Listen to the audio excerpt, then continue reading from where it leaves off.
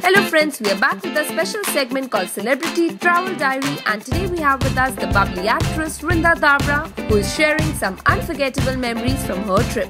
Hello India forums, बहुत time के बाद मेरा इंटरव्यू लिया जा रहा है। तो यस, हेलो। वृंदा कहाँ थी? वृंदा 10 दिन के लिए घूमने गई थी। बहुत अच्छे से घूम फिर के आई हूँ मैं। बहुत ज़्यादा एडवेंचर कर लिया एक ही ट्रिप में। और उसके बाद जैसे ही मैं आई, मुझे शूट का कॉल आया तो मैं शूट में उलझ गई। सो आई थिंक उसके 3-4 डेज़ तक मैं शूट में थी। फिर साथ साथ ही क्रिकेट प्रैक्टिस भी चल रही थी। तो बस यही सब चल रहा है। तो एक प्रॉपर आने के बाद जो आराम है वो मिला भी नहीं है, एंड आई थिंक वो दिख भी रहा होगा मेरी शक्ल पे। बट या इट्स ओके, बिकॉज घूमने फिरने का जो ग्लो है वो भी एक अलग ही है। एंड फैमिली के साथ फर्स्ट मेरी स्पेशली फ़र्स्ट इंटरनेशनल ट्रिप थी। मम्मी और मेरी, यस, पापा, भाई और भाभी, वो तीनों जा चुके हैं। और मेरे और मॉम के लिए फ़र्स्ट इंटरनेशनल ट्रिप था। तो ऑब्वियसली हम दोनों की एक अलग ही एक्साइटमेंट थी, और फैमिली के साथ गए थे। तो यस, ऑब्वियसली मज़ा आया। ओ माय गॉड, शॉपिंग की तो हम बात ही ना करें तो अच्छा है। क्योंकि हमें पता है हम कैसे सामान उठा के वापस लाए हैं। हमारे पास इतनी बैग्स हो गई थी। हम 5 लोग, और हमारे पास बैग्स कितनी थी? 11 बैग्स, वो भी छोटी बैग्स नहीं, बड़ी बड़ी बैग्स। तो शॉपिंग तो बहुत दबा के की हमने। और उसके असर ना भाई और पापा पे ज़्यादा दिखे, क्योंकि हम थोड़ा बहुत उठा लेते थे, बट ऑब्वियसली मेजर उठाना तो उन दोनों को ही पड़ता था। तो बहुत गालियाँ सुनी हम लोग ने कि हाँ और शॉपिंग करो, हमें उठाना पड़ रहा है। तो शॉपिंग तो बहुत की है। ना करके सब ने तगड़ी वाली शॉपिंग की। मेरे भाई ने भी बहुत शॉपिंग की है। एंड मज़ा तो बहुत आया। हमारा फर्स्ट डेस्टिनेशन था बैंकॉक एयरपोर्ट पे उतरे। वहाँ से हम पटाया गए। तो पहले हम पटाया घूमे 2 दिन, फिर बैंकॉक से हम गए हांगकांग से हम गए मकाओ। लेकिन हम मकाओ से वापस हांगकांग आए हमारी फ़्लाइट पकड़ने के लिए। तो वो एक लास्ट के जो 2 डेस्टिनेशन थे ना, वो थोड़े गड़बड़ हो गए।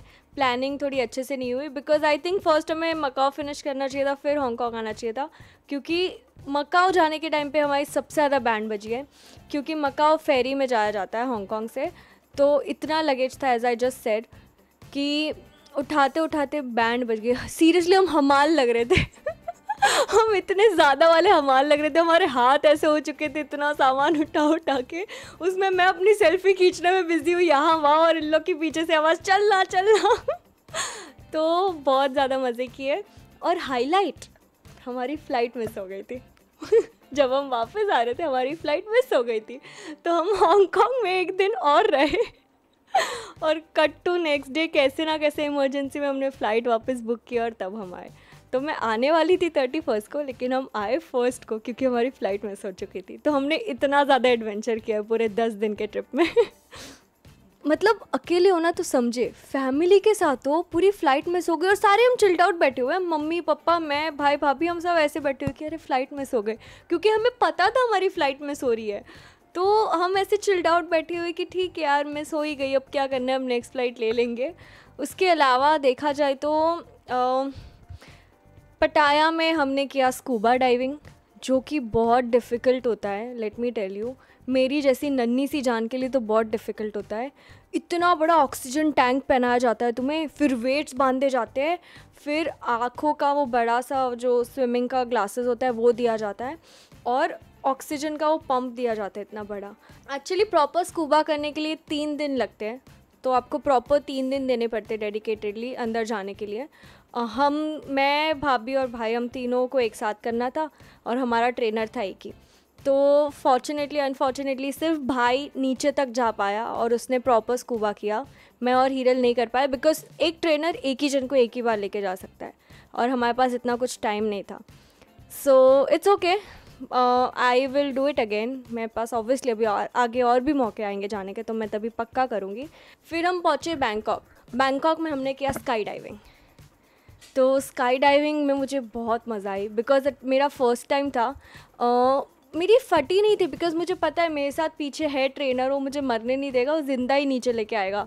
तो बहुत अमेजिंग एक्सपीरियंस था स्काई डाइविंग का। लाइक लिटरली ऐसे फील होता है कि आप उड़ रहे हो एकदम अच्छे से, ठंडी ठंडी हवा आ रही है। So I think sky diving was also nice. और स्काई डाइविंग तो ऐसे हो गया, आई थिंक 1 मिनट भी नहीं लगा होगा ऐसे, बस मेरे को उसने कुदाया प्लेन से, नीचे हम पहुंच गए और मैं चिल्ला रही ये मज़ा आई। तो हमने स्काई डाइविंग किया। फिर हांगकांग में कोई एडवेंचर नहीं था। फिर मकाओ टावर से बंजी करना था। मेरी बहुत फटी पड़ी थी बंजी के लिए, क्योंकि उसमें कोई नहीं होता है, खुद ही कूदना होता है, मरना है तो खुद मरो या तो मत मरो। तो मेरी बहुत फटी हुई थी। और मिक्की ने मुझे काफ़ी हद तक डराया था जाने के पहले कि अरे उसका सेफ़ नहीं है ये वो, क्योंकि ना उसको कपल बंजी करना था।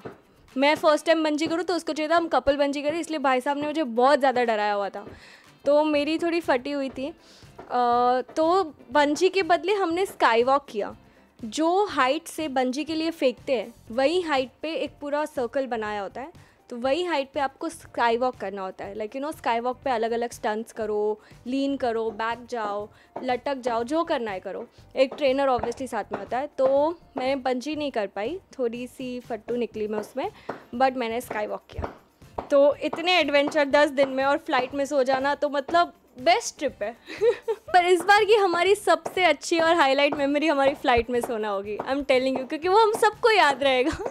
हम एयरपोर्ट पे थे, लिटरली हम 5 घंटे एयरपोर्ट पे बैठे हुए थे कि अब हम करें क्या, वापस मेन सिटी नहीं जा सकते। और हांगकांग कॉस्टली होता है for Indians, like if you convert money into Indian rupees, तो समवेयर हांगकांग थोड़ा कॉस्टली पड़ जाता है। बट लकीली हमें एक होटल जो एयरपोर्ट से कनेक्टेड है वही मिल गई थी, और हम वही रहे थे। एंड हाईलाइट, हमारी बुकिंग हो चुकी है। जिस दिन फ़्लाइट मिस हुआ उस दिन शाम को फाइनली हमने बुक किया टिकट, और हमें मिली थी एक शाम की फ़्लाइट अराउंड 6 और 7 o'clock की। फिर वो डायरेक्ट लेके जाने वाली थी हमें मुंबई। फिर सुबह 10:30 को फ़ोन आता है थाई एयरवेज से कि आपकी फ़्लाइट मिस हो गई थी, तो हम आपको बदले में एक और फ़्लाइट देना चाह रहे हैं, जो है अभी दोपहर को 2 बजे। और हम सब उठे 11 बजे। मैंने बोला ओ शिट, वापस पंगा, एक तो फ़्लाइट बुक कर चुके, इसको कैंसिल करेंगे तो और खर्चा लगेगा। तो वो हमें था कि हम हांगकांग से बैंकॉक, फिर बैंकॉक से मुंबई जाए, बिकॉज़ वही हमारा प्लान था पहले से। तो थाई एयरवेज़ हमें ऑफ़र कर रही थी, तो हमने कहा अब क्या करें। तो जहाँ पे पहले टिकट बुक की थी 7 बजे की, उसको पहले फ़ोन किया, पूछा भाई आप कैंसिल कर सकते हो। तो पहले उसने आधा घंटा बर्बाद किया। फिर फाइनल कंफर्मेशन हमें मिला 1 बजे कि हम वो 7 बजे की फ़्लाइट नहीं, ये 3 बजे की फ़्लाइट पकड़ेंगे। फटाफट बैग पैक किया सब ने और हम सब निकले। 2 बजे एयरपोर्ट पहुँचे और 3 बजे हम फाइनली फ़्लाइट में थे। तो एडवेंचर पे एडवेंचर ही हुए जा रहे थे। और हाईलाइट ये था कि लास्ट दिन जब फ़्लाइट मिस हुई, हम सब एक साथ रहे थे। हमने एक बड़ा सा रूम स्वीट बुक किया था और हम पाँचों के पाँचों एक साथ रहे थे। तो I think even that will be somewhere memorable, क्योंकि पूरे जर्नी में ऑब्वियसली हम 2-2, 3-3 रूम्स लेके रह रहे थे। बट ये लास्ट दिन हम सारे एक साथ रहे थे, तो काफ़ी मस्ती की, काफ़ी बातें की। और मेरे डैड को ना स्नोरिंग की आदत है, बहुत गंदी वाली स्नोरिंग की आदत है। मम्मी सो सकती है ऑब्वियसली, इतने साल हो गए, मम्मी एकदम मैनेज कर लिया है, मम्मी ने अपने आप को एकदम कंफर्टेबल बना लिया है। हमारी बात, मैं, विक्की और हीरल, हम एक ही साथ ऐसे लाइन में सोए हुए थे। हर 2 मिनट बाद जैसे ही डैड स्नोर कर रहे हैं ना, हम एक दूसरे को देख के हंस रहे हैं। हम लिटरली हंस रहे हैं रात को। और डैड ना गियर में स्नोरिंग करते हैं, गाड़ी की गियर होती है ना, उसमें पहले फर्स्ट गियर में जाएगा, हाँ, फिर सेकंड में जाएगा, फिर 5th जब जाता है ना, वो बहुत खतरनाक है, हाँ करके ऐसे आता है। तो हम इतना हंसे हैं ना वो रात, हम इतना हंसे। तो सबसे ज़्यादा मस्ती हमने वही रात को की है, पाँचों ने मिलके, डैड के स्नोरिंग से लेके, बातें करने से लेके, टीवी देखने से, सब कुछ। तो इंडियन खाने के इतने वांदे हैं ना कि मैं कुछ बता नहीं सकती हूँ आपको। लाइक यंगस्टर्स हो ना तो एडजस्टेबल हो जाता है, but when you have your parents like mom and dad, जिनको ऑब्वियसली हैबिट नहीं होती है और जिनको प्रॉपरली फूड चाहिए, तो मॉम डैड की तो ना काफ़ी बार शक्ल देखने जैसी थी। हमें दया आती थी, लेकिन हम इतना हंसते थे ना। मेरे डैड ना थोड़े से फूडी टाइप से, उनको खाना नहीं मिले ना तो उनकी तो मतलब बैंड बज जाए। तो डैड की ना शक्ल देखने जैसी थी। ऐसे हो जाते थे वो लिटरली, और हम लोग इतना हंसते थे कि इनको कुछ खिला दो कोई, वरना ये अभी यही गिर जाएंगे। तो खाने की बहुत प्रॉब्लम हुई है, बिकॉज़ वेज और इंडियन फूड मिलना बहुत डिफ़िकल्ट है, चाहे वो हांगकांग हो या कोई। मकाओ में हमें बहुत अच्छे से खाना मिला था, बिकॉज़ आई थिंक मकाओ में हम जा रहे थे वेनेशिया में, वहाँ पे दो प्रॉपर इंडियन फूड के लॉन्जेस, एक फूड कोर्ट होता है मकाओ होटल में, तो वहाँ पे ऊपर एक फूड कोर्ट में एक इंडियन वाला है, और नीचे एक प्रॉपर बड़ी सी रेस्टोरेंट है गोल्डन पिकॉक करके, वहाँ पे इंडियन फूड मिलता है। तो आई थिंक मकाओ में सबसे ज़्यादा दबा के खाया है हम सब ने, मतलब समोसे से लेके जो भेलपुरी से लेके जो मन किया ना वो सब हमने वो 2 दिन में उधर खाया है। हांगकांग में हम सिर्फ ब्रेड पे ज़िंदा थे, पटाया में हम सिर्फ ब्रेड पे ज़िंदा थे, बैंकॉक में भी हम सिर्फ ब्रेड पे ज़िंदा थे।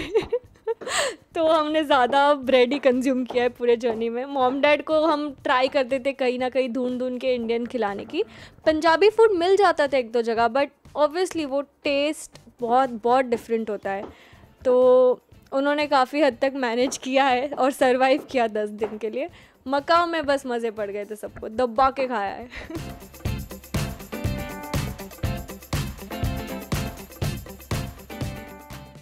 Hi, this is Vrinda Davda. You're watching me on India Forums. Please subscribe to WhatsApp TV.